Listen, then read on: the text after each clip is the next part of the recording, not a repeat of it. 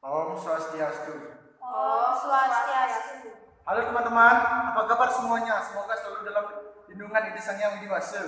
Perkenalkan, kami dari kelompok 3 yang beranggota 3 orang dengan saya sendiri, Komang Sumarto.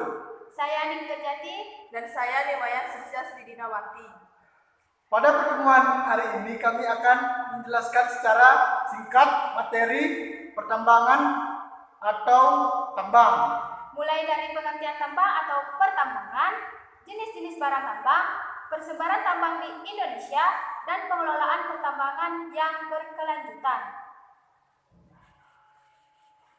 Di sini saya akan menjelaskan mengenai pengertian tambang atau pertambangan. Dan saya akan menjelaskan mengenai jenis-jenis barang tambang dan juga persebarannya di Indonesia. Sedangkan saya akan menjelaskan mengenai pengelolaan pertambangan yang akan berkelanjutan. Ayo kita langsung ke materi pertama, yaitu pengertian tambang atau pertambangan. Halo teman-teman, di sini saya akan menjelaskan tentang tambang. Wait. Apa itu tambang? Apa itu pertambangan? Simak video ini. Nah guys, ini adalah tambang batubara terbesar di Indonesia. Bahkan yang terbesar di bumi bagian selatan loh. Lokasinya ada di Tanjung, Kabupaten Tabalong, Kalimantan Selatan. Tambang ini adalah milik PT Adaro Indonesia dan mulai berproduksi pada 1992. Saat itu tambang ini hanya memproduksi 2 juta ton per tahunnya. Pada 2018, produksi mencapai 50 juta ton. Saat ini listrik PLN masih menggunakan pembangkit listrik tenaga batubara loh. Pada tahun 2017, PT Adaro berkontribusi pada Indonesia sebanyak $774. Pajak dan pemasukan royaltinya sangat besar.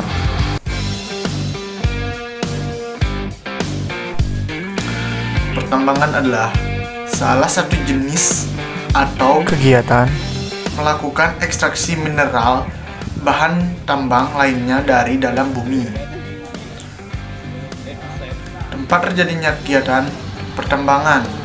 Pengertian dari tambang atau pertambangan adalah sebagai atau seluruh tahapan kegiatan dalam rangka penelitian, pengelolaan, dan pengusahaan mineral atau batubara yang meliputi penyelidikan umum, eksplorasi, studi, kelayakan, konstruksi, penambangan, pengelolaan, dan pemurnian, pengakuan dan penjualan serta kegiatan pasca tambang.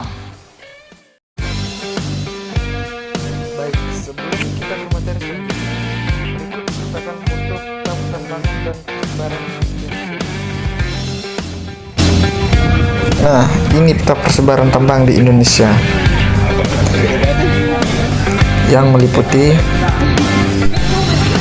peta persebaran pertambangan di Indonesia, yaitu Aceh, Bengkulu, Bali, Gorontalo, Papua.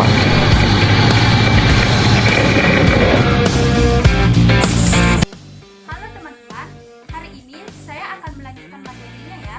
Tadi sudah dijelaskan mengenai pengertian tambang atau pertambangan. Nah sekarang kita lanjut ke jenis-jenis barang tambang dan juga persebarannya di Indonesia. Ayo kita lanjut. Bukan hanya 1-2 saja, tetapi ada banyak kekayaan alam di Indonesia yang sudah dikenal dunia. Salah satunya adalah sumber daya tambang. Hasil tambang yang ada di Indonesia pun tidak diragukan lagi. Hasil pertambangan memberikan keuntungan sendiri bagi Indonesia. Pasalnya, saat ini tambang tersebut banyak dijual secara ekspor maupun impor. Nah, pada hari ini saya akan memaparkan secara singkat mengenai jenis-jenis pertambangan yang perlu teman-teman ketahui. Yang pertama ada minyak bumi dan gas. Minyak bumi serta gas merupakan sumber daya alam yang cukup melimpah di Indonesia. Namun, saat ini sumber daya alam tersebut semakin sulit ditemukan karena membutuhkan waktu yang lama untuk pembentukan minyak bumi tersebut. Sumber daya alam minyak bumi dan gas biasa dimanfaatkan untuk transportasi perindustrian dan juga rumah tangga. Untuk transportasi yaitu sebagai bahan kendaraan. Dalam rumah tangga biasanya digunakan untuk membantu kita dalam memasak. yaitu menggunakan gas. Wilayah persebaran tambang minyak bumi di Indonesia meliputi Lok Sumae, Muara Enim, Majalengka, Cilacap, Amuntai, dan Sorong. Wilayah persebaran tambang gas alam di Indonesia meliputi Aceh, Bontang, Tangguh, Pulau Natuna. Hasil pertambangan dan manfaat yang menguntungkan berikutnya adalah tembaga. Hasil tambang ini banyak dimanfaatkan dalam kehidupan sehari-hari, seperti bahan pembuatan suku cadang, pembuatan kuningan, dan yang lainnya. Karena memiliki sifat penghantar listrik, tembaga sering digunakan pada bidang-bidang kelistrikan. Wilayah persebaran tambang tembaga di Indonesia yaitu di daerah Papua, pengolahan yaitu PT Freeport Indonesia. Selanjutnya ada batu bara. Selain minyak bumi dan gas, batu bara juga merupakan hasil tambang yang banyak dimanfaatkan. Batu bara banyak digunakan sebagai salah satu bahan bakar untuk pembangkit listrik yang nantinya listrik tersebut disalurkan ke rumah-rumah penduduk.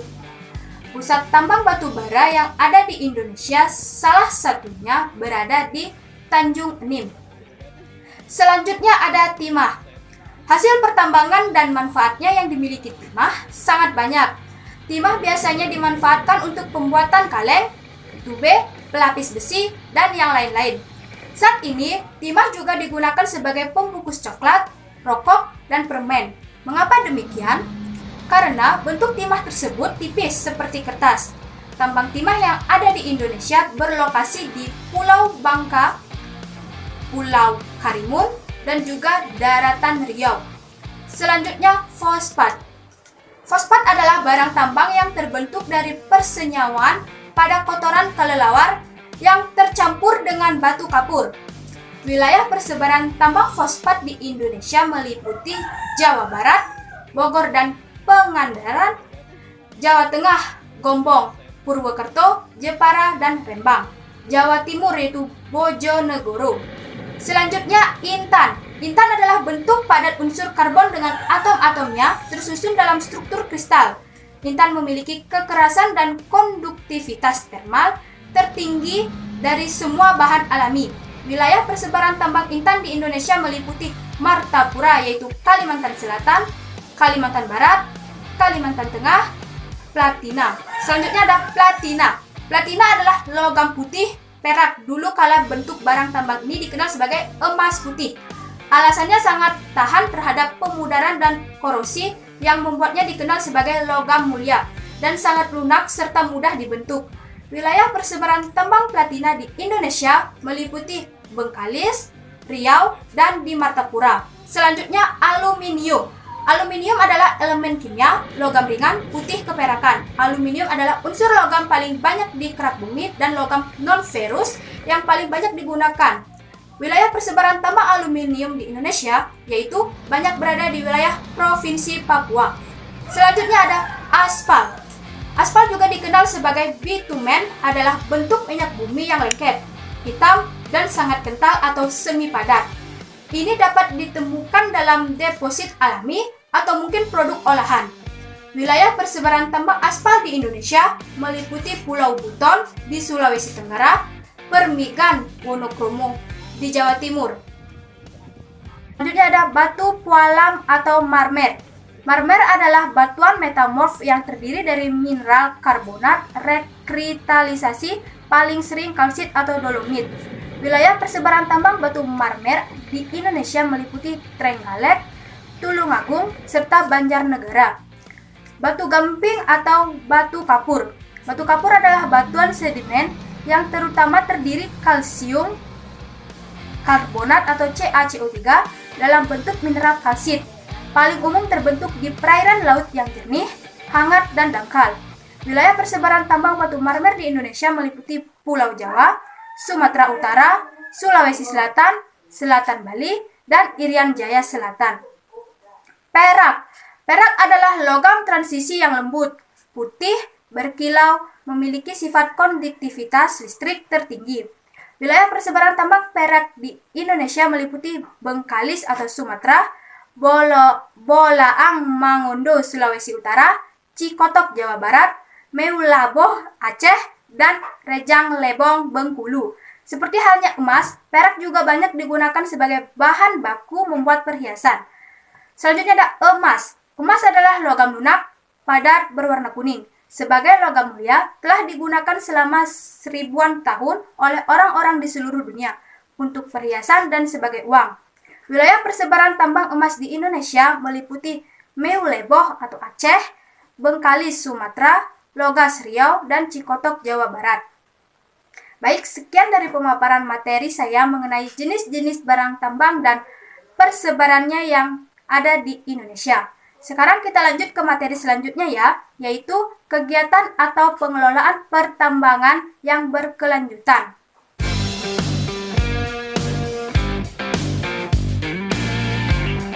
Saya akan menjelaskan mengenai pengelolaan pertambangan yang berkelanjutan.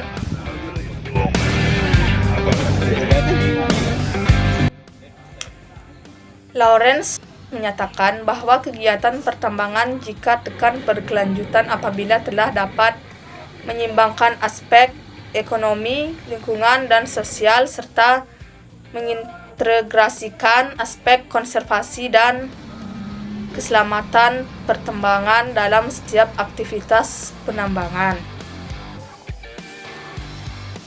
Pertambangan berkelanjutan merupakan usaha pertambangan yang menjaga dan mempertahankan kelestarian alam. Pertambangan berkelanjutan dapat menjadi solusi bagi kerusakan lingkungan yang terjadi akibat praktek pertambangan konvensional. Kearifan lokal dalam pertambangan adalah penggunaan teknik ekstra bahan-bahan tambang yang tidak merusak dan tidak mencemari lingkungan. CSR menjadi salah satu komponen penting bagi pengembangan bertambang berkelanjutan. CSR menjadi program yang menunjang masyarakat dan lingkungan.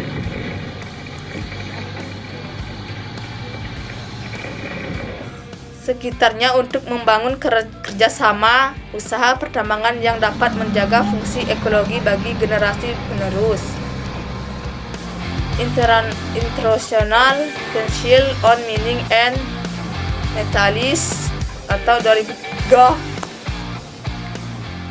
Internal Council on Mining and Metals atau 2003 telah menyusun 10 prinsip pengelolaan pertambangan berkelanjutan atau Sustainable Mining Management sebagai berikut. 1. Menerapkan dan merawat praktek bisnis beretika dan berusaha yang memimpin. 2. Menyatukan pembangunan berkelanjutan dalam pengambilan keputusan. 3. Menegakkan HAM dan menghargai budaya adat dan nilai-nilai saat menghadapi karyawan dan pihak lain yang terkena pengaruh oleh aktivitas kita. 4. Menerapkan strategi manajemen risiko berdasarkan data yang valid dan ilmu pengetahuan. 5. Mencari pengembangan yang berkelanjutan dari forma kesehatan dan keamanan kita. 6. Mencari pengembangan yang berkelanjutan dari forma lingkungan kita. 7. Integrated efforts to line earth planning atau berkontribusi untuk melestarikan keanekaragaman hayati dan menyatukan paradigma lahan menggunakan perencanaan. 8. Memfasilitasi dan mendorong tanggung jawab desain penggunaan kembali daur ulang dan pembuangan dari produk kita. 9. Berkontribusi pada perkembangan institusi sosial dan ekonomi dari masyarakat dan tempat operasi kita. 10. Menerapkan laporan yang transparan, komunikatif dan interpretan dengan pemegang saham. Nah, ada juga manfaat pertambangan berkelanjutan adalah meningkatkan integrasi perusahaan dengan masyarakat sekitar, menghasilkan barang tambang yang bernilai tinggi dengan menjaga kesinambungan, mengurangi pencemaran lingkungan yang berdampak pada masyarakat sekitar, memberikan kontribusi nyata pada perlindungan lingkungan.